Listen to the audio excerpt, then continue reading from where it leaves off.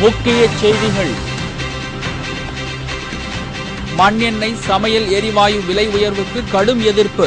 நாடு முழுவதும் போராட்டம் தீவிரம்.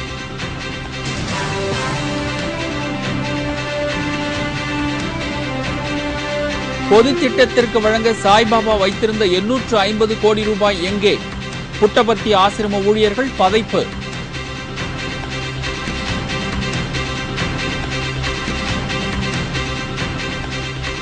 சென்னையில் மீண்டும் மின்வெட்டுக்கான நேரம் அதிகரிப்பு.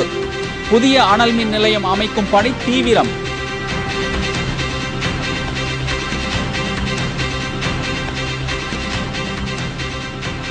தமிழக மீனவர்கள் நாளை விடுதலை. மத்திய அமைச்சர் நாராயணசாமி உறுதி.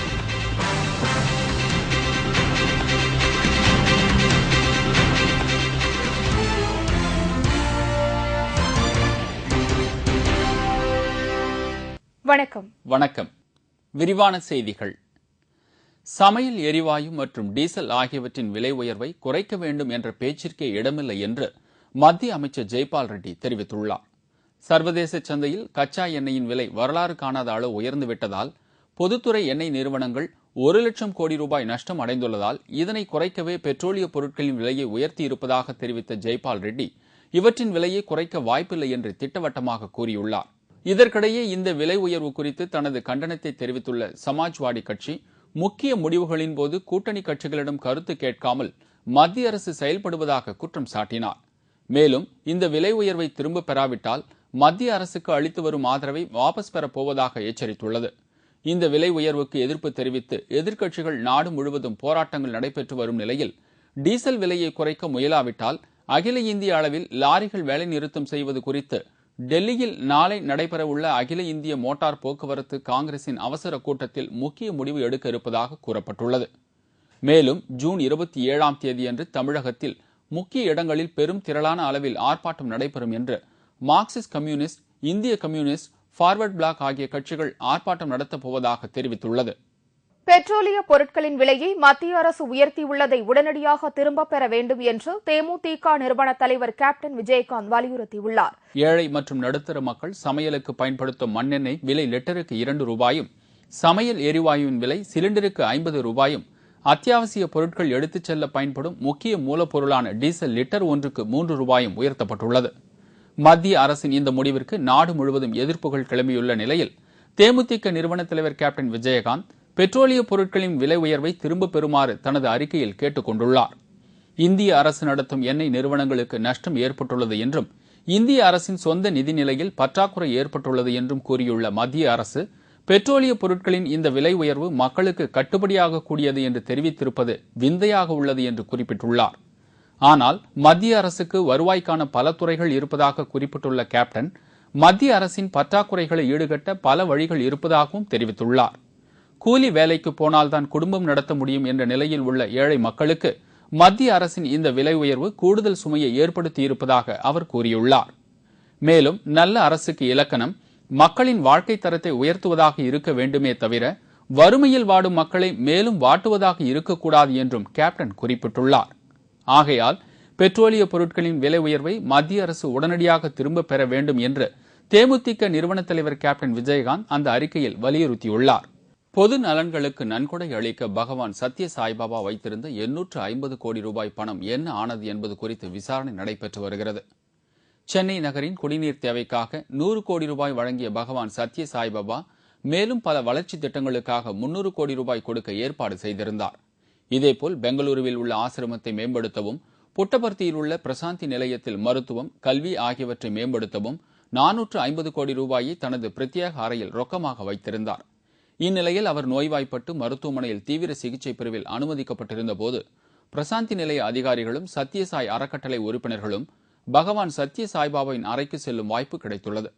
பகவான் சத்ய சாய்பாபாவின் இல்லமான யஜூர் மந்திருக்குள் யாரும் செல்ல முடியாத நிலையில் நோய்வாய்ப்பட்டு மருத்துவமனையில் அவர் அனுமதிக்கப்பட்டிருந்த போது பிரசாந்தி நிலைய நடவடிக்கைகளில் ஈடுபட்டு வரும் முக்கிய நபர்களும் உறவினர்களும் இந்த சந்தர்ப்பத்தை பயன்படுத்தி உள்ளே சென்று வந்தது தெரிய வந்துள்ளது.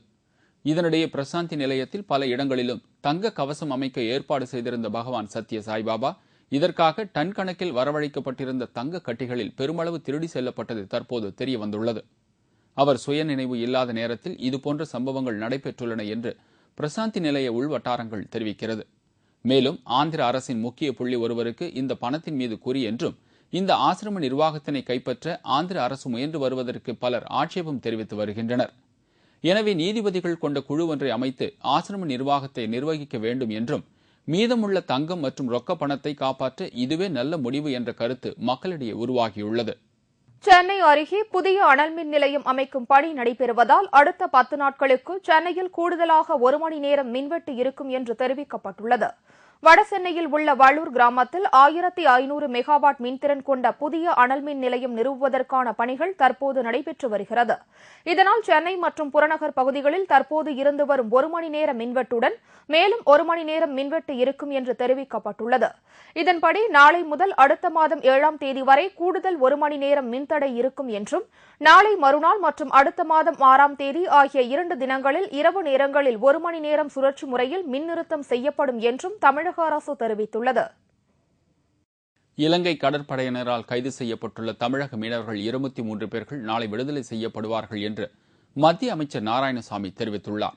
புதுச்சேரியில் நேற்று செய்தியாளர்களிடம் பேசிய அவர், கடந்த வாரம் தமிழக மீனவர்கள் 23 பேரை இலங்கை ராணுவம் கைது செய்தது தொடர்பாக இலங்கை அரசிடம் இந்தியா பேச்சுவார்த்தையில் ஈடுபட்டது.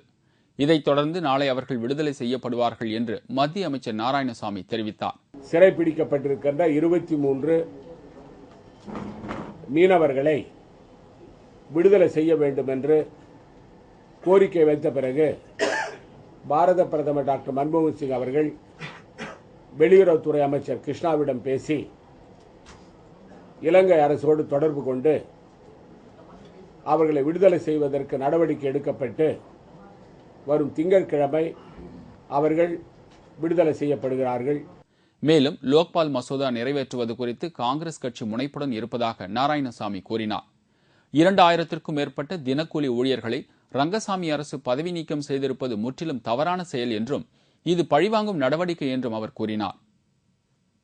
கழகத்திற்கு புதிய உறுப்பினர்கள் சேர்க்கும் பணியில் அனைவரும் முழு முயற்சியுடன் ஈடுபட வேண்டும் என்று கேப்டன் விஜயகாந்த் அறிவித்துள்ளார்.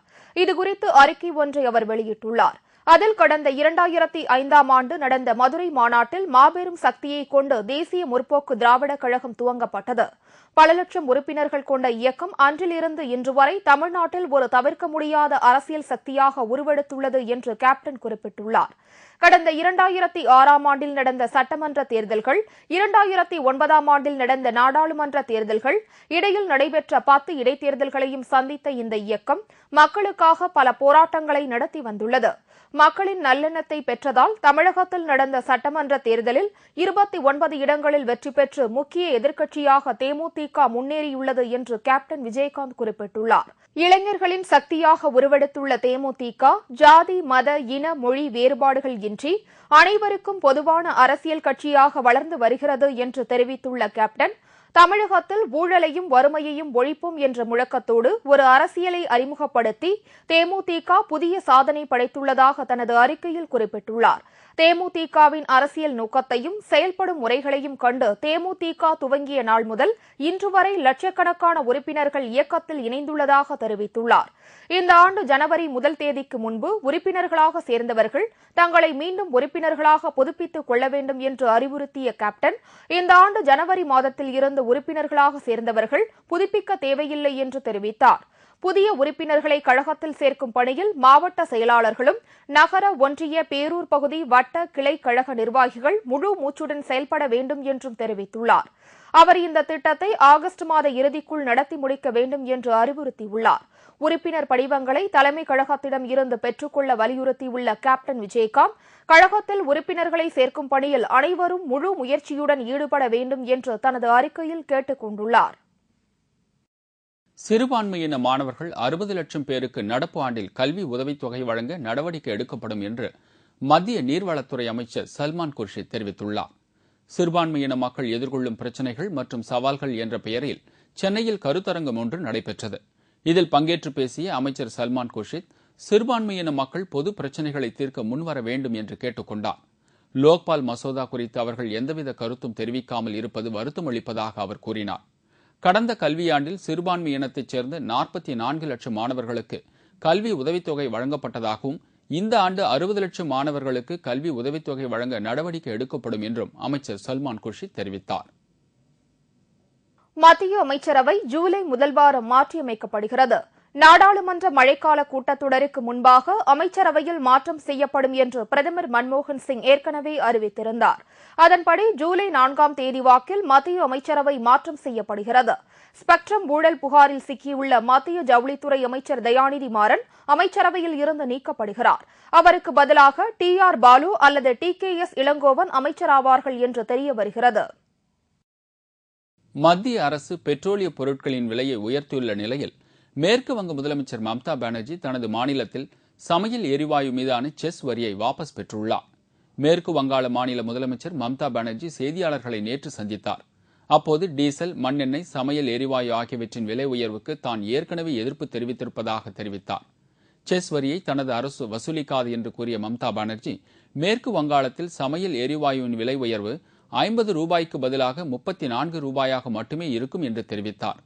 இதனால் மேற்கு வங்க மாநில மக்களுக்கு சிலிண்டருக்கு 16 ரூபாய் மிச்சமாகும் என்றும், இதன் மூலம் அவர்களின் சுமை குறையும் என்றும் தான் நம்புவதாகவும் மம்தா குறிப்பிட்டார்.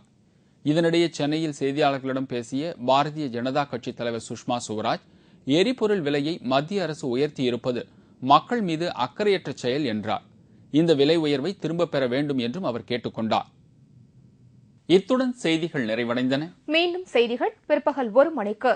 உங்களது பிரச்சனைகளுக்கு உடனடி தீர்வு காண 300134 600 என்ற கேப்டன் டிவியின் தொலைபேசி எண்ணுக்கு தொடர்பு கொள்ளுங்கள். வணக்கம். வணக்கம்.